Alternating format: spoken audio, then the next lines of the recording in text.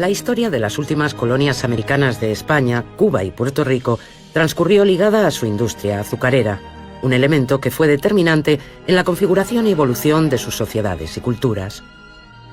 A mediados del siglo XIX, Cuba, la Gran Antilla, se convierte en la primera productora de azúcar del mundo. Azúcar de caña, llevada por los conquistadores desde Europa, a donde a su vez había llegado de Oriente. Hasta el siglo XIX, Cuba era una isla muy poco poblada, pero su nueva posición en el mercado azucarero cambió las cosas.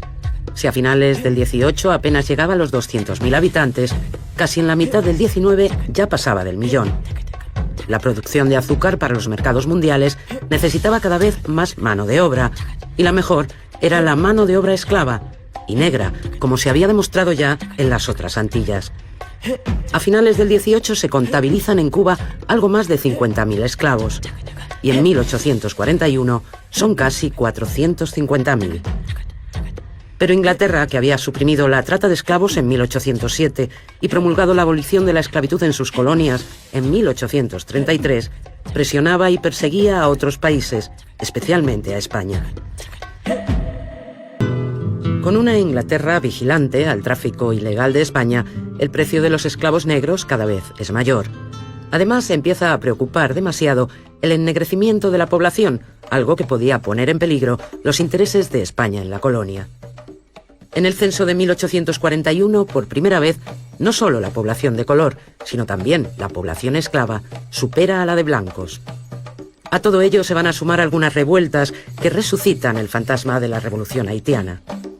Era necesario, por tanto, buscar en otros mercados la fuerza de trabajo y una reformulación de las políticas de población. Durante todo el siglo XIX se suceden, con mayor o menor éxito, distintos proyectos de colonización blanca, y culíes o indios yucatecos se convierten en alternativa al trabajo de los negros esclavos. Galicia, unas 2/3 partes de su población eran a principios del XIX labradores y generalmente pobres. En 1853, tras una época de fuertes lluvias, las 4 provincias gallegas sufren una de las peores crisis de subsistencia de su historia. A las malas cosechas siguió el hambre y a este una epidemia de cólera morbo que extendió la miseria. Urbano Feijoo y Sotomayor, gallego afincado en Cuba y con intereses económicos en la isla, presenta en 1853 un proyecto de inmigración de trabajadores de Galicia. Pero tanto él como su hermano Jaime, los dos militares, habían llegado a Cuba en la década anterior. Y es precisamente el matrimonio de su hermano lo que facilitará a Urbano Feijoo establecer un estrecho vínculo con una familia, los Lapaza de Martiatu, y también con su fortuna y propiedades, ganándose la plena confianza del primogénito y heredero Salvador. A pesar de su fracaso en los negocios, el estado crítico de sus finanzas no había trascendido, y Urbano Feijoo y Sotomayor supo aprovechar su imagen pública. En 1853 presenta su plan de salvación para Galicia, un plan preciso con el que pretende, durante 15 años, dotar de manos gallegas a las tierras cubanas. Según el propio Feijoo, su compañía Patriótico Mercantil persigue 2 objetivos: socorrer a los desgraciados gallegos y contribuir a la agricultura y aumento de la población blanca de Cuba. El proyecto de Urbano Feijoo no buscaba colonos ni la explotación y ocupación de tierras. Era estrictamente un proyecto de inmigración de trabajadores, pero en ambos casos se buscaba que quienes entraran de nuevas en la isla fueran preferiblemente blancos y, por supuesto, españoles. En la memoria adjunta al pliego de condiciones con el que Feijoo presenta a su compañía Patriótico Mercantil, defiende el trabajador gallego frente a cualquier otro, argumentando también en contra de algunas razas que se estaban introduciendo como alternativa al negro esclavo. Cuando el empresario Feijoo presentó su proyecto a la Junta de Población Blanca, su plan no convencía a los hacendados. Existían importantes intereses económicos y políticos, y poner en manos de Feijoo el privilegio del monopolio en la inmigración durante 15 años podía resultar peligroso. Finalmente, después de algunas modificaciones y presionados por el entonces capitán general Cañedo, la Junta de Fomento autorizó la iniciativa. Feijoo no esperó siquiera obtener la autorización oficial de su empresa en la metrópoli. Cuando se publicó la Real Orden en mayo de 1854, las primeras expediciones de gallegos ya habían llegado a La Habana. Muchos fueron los gallegos reclutados por hombres de Feijóo en Galicia. Se corría la voz y en presencia de otros vecinos o amigos se firmaban los contratos. A principios de marzo de 1854, la fragata Villa de Neda llegaba al puerto de La Habana con la primera expedición, formada por 315 hombres. Hasta finales de agosto lo harán 7 expediciones más. En total, algo más de 1.700 hijos de Galicia buscando trabajo y sustento en Cuba.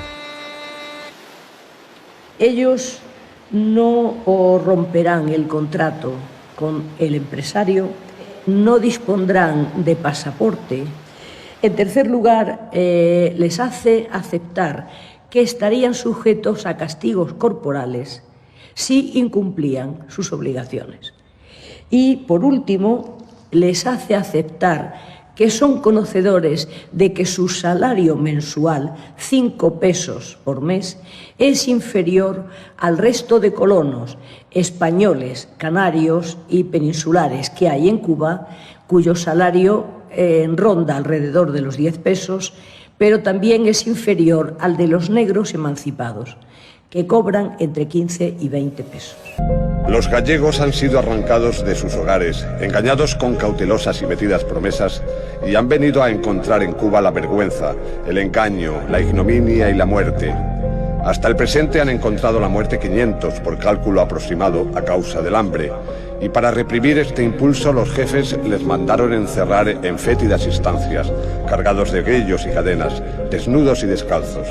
Los alimentan con carnes descompuestas que los negros africanos rechazan.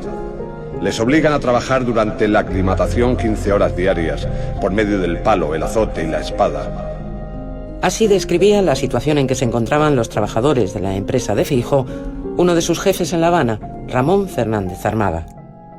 Yo encontré gallegos que se rebelaron y de hecho encontré un documento en el que decía que los gallegos habían desfilado por las calles de Trinidad vomitando improperios contra Urbano Feijóo. O sea que realmente hubo una sublevación. Otra cosa es que, claro, muchos escaparon, se les encontraron por los caminos, hambrientos, harapientos, enajenados, pidiéndole al orden público que los detuviese porque preferían la cárcel al ingenio. O sea, estamos hablando de dramas tremendos. Y desde la cárcel es desde donde ellos contratan, con el poco dinero que tenían, escribientes, que eran mucho menos que un escribano, para que enviasen cartas, porque ellos no sabían escribir, para que enviasen cartas a las familias y diesen cuenta. En el Parlamento se sientan distintos diputados gallegos, Urbano, Feijóo, Sotomayor, entre ellos, pero hay un gallego que es muy conocedor de la realidad cubana, que se llamaba Ramón de la Sagra. Tiene información a partir de un abogado gallego de las cartas que están recibiendo las familias de los inmigrantes aquí en Galicia, contándoles la situación desesperada en la que se hallan. Ramón de la Sagra presenta a primeros de 1855 una solicitud a la presidencia de las Cortes para que el gobierno traiga a las Cortes, a discusión parlamentaria, el asunto de los gallegos en Cuba. Cuando conviene, hay algún diputado convencido de que tiene que reivindicar el honor, la dignidad de esos españoles allí, pero cuando se dan los distintos turnos de palabra, los que continúan interviniendo diluyen esa reivindicación de que se ve vulnerada la dignidad de los emigrantes gallegos. Porque de suyo entienden que si la circunstancia de los gallegos que emigran es por esas necesidades, que espabilen y trabajen por 5 pesos, aunque y además acepten que les puedan castigar físicamente. Fijaos bien, pues eso queda diluido en la discusión para privilegiar los intereses del empresario, los intereses de los hacendados cubanos y la mediación como árbitro que ejerce la autoridad española en la isla. Urbano Feijóo y Sotomayor, diputado por Orense, presente en las discusiones, tenía su justificación. El fracaso de la empresa era responsabilidad de los trabajadores, de los hacendados cubanos y del gobierno de la isla. A finales de junio de 1855 se aprobó en las Cortes la solución al problema de los emigrantes gallegos en Cuba. Se declaró rescindido el contrato entre el señor Feijóo y los inmigrados, y estos quedaron en libertad de apartarse de la empresa o de seguir con ella como jornaleros libres. La solución no entró en profundidad en el tema, salvó de graves responsabilidades económicas al empresario y al gobierno. Dejó las cuestiones entre gallegos y empresa en manos de árbitros para liquidar las posibles deudas. Pero no hubo indemnizaciones, ni condenas, ni por supuesto se cuestionó el trabajo esclavo.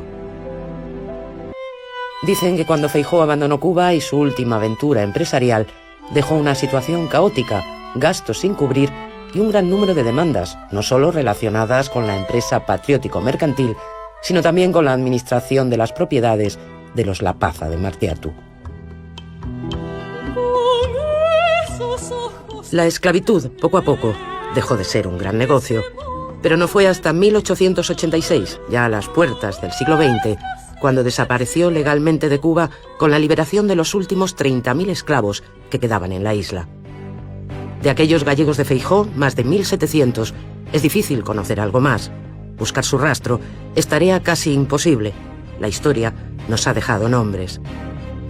De las listas de liquidaciones podemos saber cuántos murieron o escaparon, pero su pista se pierde entre el silencio y los tiempos convulsos de aquellos años. Años de emigrantes, de esclavos y de grandes fortunas.